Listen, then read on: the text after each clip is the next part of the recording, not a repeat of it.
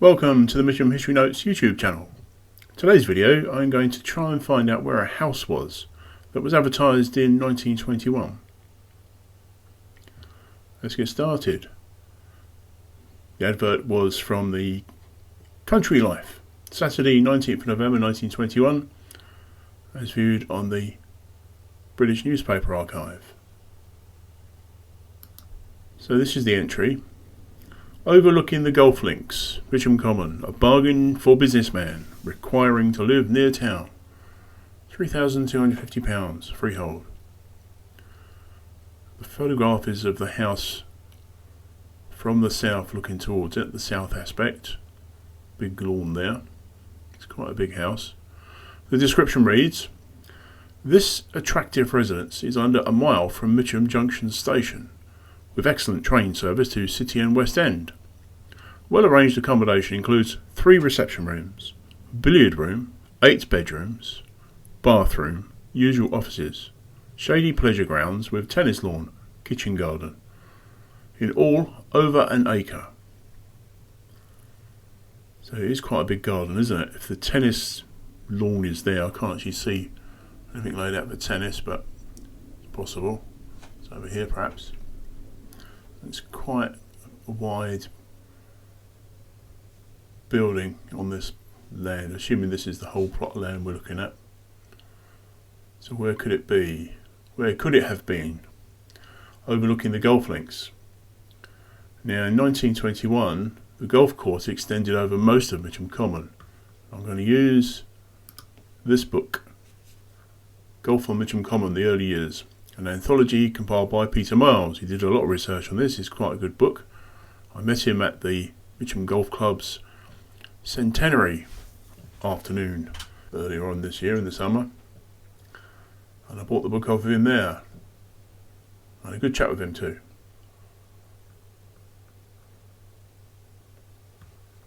So there's a map from 1901 showing the layout of the golf course. And initially, before I zoom in on it, we're looking at the railway line, like that, and the railway line going across like that. This road then is the Croydon Road, that's Commonside East. There's Wimble Road, Bennington Lane, Watney's Road, and that's the Carl Shorten Road. So let's zoom in. So basically, this track became the extension of Cedars Avenue, which isn't shown on the map there, but it'd be there. So they didn't have any golf playing. They didn't play any golf between Cedars Avenue and the railway line. So that's Commonside East, Manor Road leading to Tamworth Lane. Where it says India Rubber Works, that's currently housing development, Talbot Close.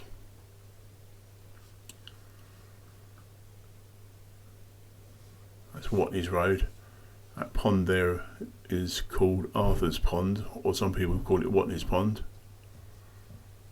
And it looks like it goes as far as, the map goes as far as the cricket ground.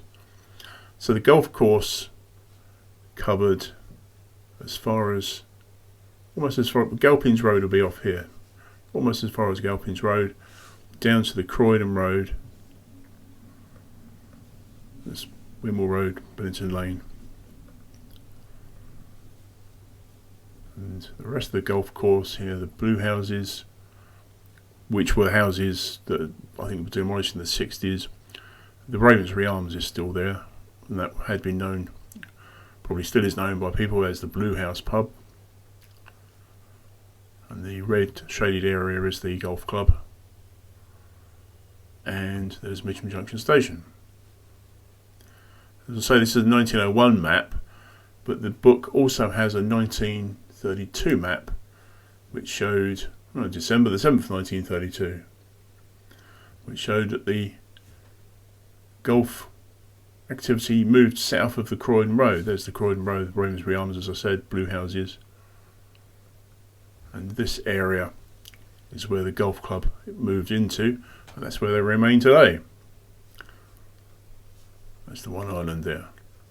Jolly Gardeners, Billington Lane Station. So Billington Lane, etc. So I'm going to use a map that shows me the acreages, the areas of fields and properties. So the area I'm going to look at is between the corner of Commonside East and Cedars Avenue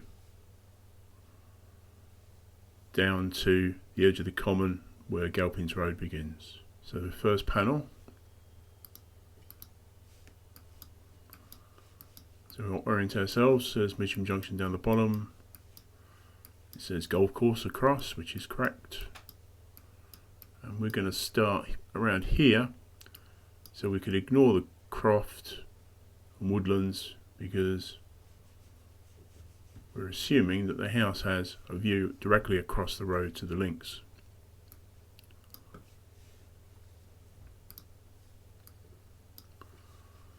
So there are some properties here fairly close to the road, about 20 feet I think, and I can discount that because if we look at the photograph again, that's more than 20 feet, isn't it? St Columba's house.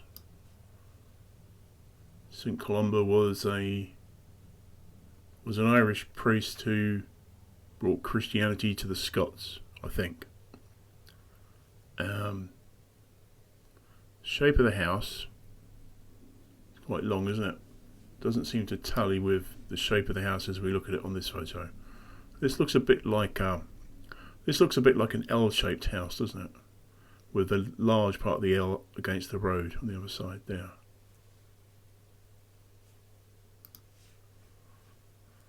And anyway, the property has 2.89 acres and the estate agent listing was over an acre. Similarly here, these properties, that is the extent of their properties, 2.8 is too big.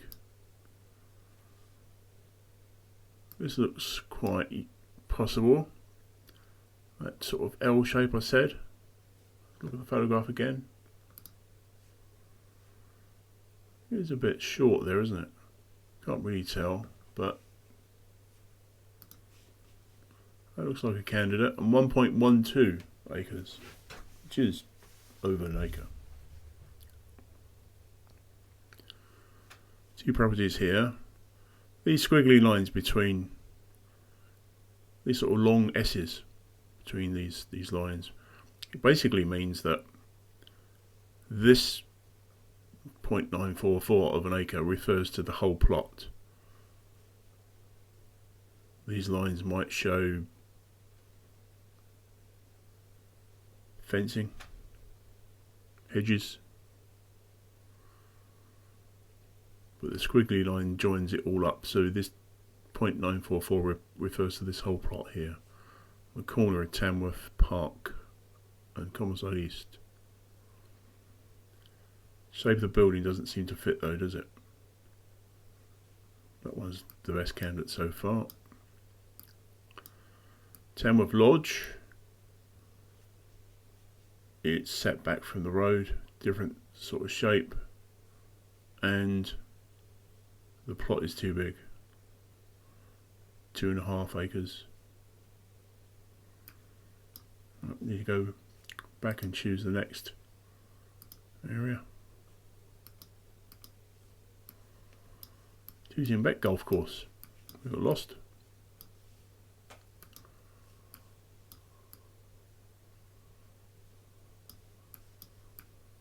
Horse and Groom. So that's Manor Road leading up to Tamworth Lane. Here's Wimble Road. Sherwood Lodges. 24 acres. And it's a good distance from the road, but we've got the factory in the way. I mean, there's always a possibility that the estate agent's telling fibs. This is Watley Road here, and this is the pond that Eric Montague says is Arthur's Pond, but local people think it's called Watley's Pond or something else.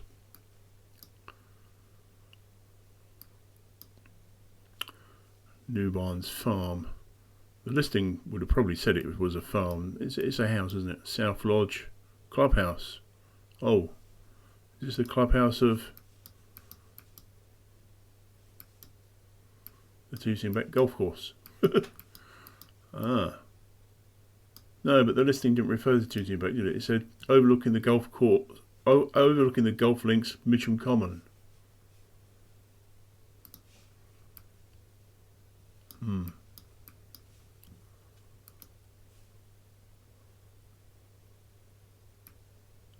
I'm going to discount this one then. It's too big and it's a different golf course.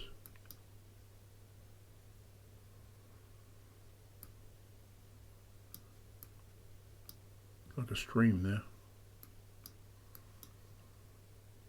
Oh, and there's that cricket ground that we saw on the 1901 map, cricket ground. So houses beyond that wouldn't be overlooking the golf links. So that's my best bet. Is this house here between St George's Road and Commonwealth East. The acreage looks right, and it is a big long distance. So using a geo-referenced map, let's have a look and see how far away Mitcham Junction Station is. There's a tool option to measure distances. So let's draw some lines from the driveway on St George's Road down to Tamworth Park to Commonwealth East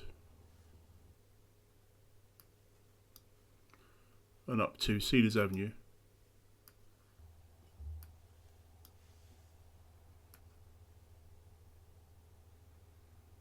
Across the tram lines, past the blue houses. The Ravensbury Arms is shown as BH, not PH, so that's a beer house. It hasn't got a spirits licence this time. 1910.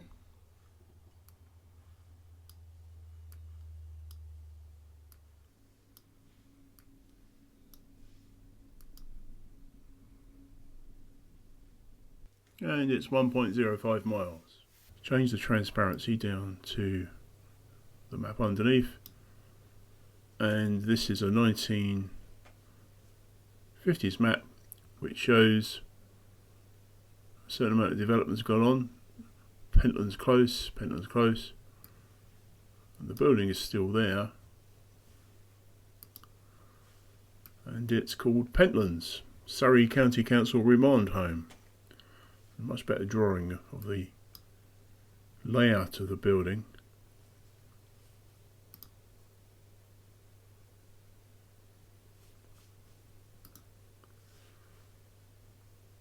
Is that the bay window? Looks like a bay window there, doesn't it? Yes, I think that's Pentlands. Now Pentlands, around 1930s, early 1930s, was occupied by Joseph Owen. And this plaque up in the Mitcham Library shows reference to Pentlands, Mitcham. The opening ceremony was performed by Mrs. Joseph Owen, May 1933. So Joseph Owen, Esquire, owns the Tamworth Park Construction Company, and he contributed a sum of money towards the purchase of the land and the building of the Mitcham Library. What a nice man. Now Montague tells us in his Mitcham Histories number 3 book, Politill, Commonwealth East and Lonesome, from 1937 until 1983 Pentlands was occupied as a remand home, and in 1984 this planning application for Pentlands, St George's Road, Mitcham, was to knock it down and build 14 two-storey 3-bedroom houses with associated car parking and landscaping. And if we look at a satellite view from Google, we can see possibly 1, 2, 3, 4, 5, 6, 7 pairs of semi-detached. So there are the 14 houses. Oh, wonderful.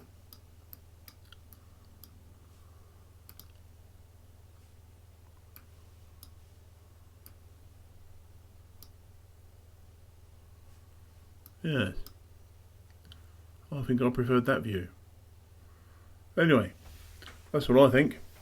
Leave a comment if you think otherwise. If you say, oh no, what is this man going on about? It's clearly the something residence.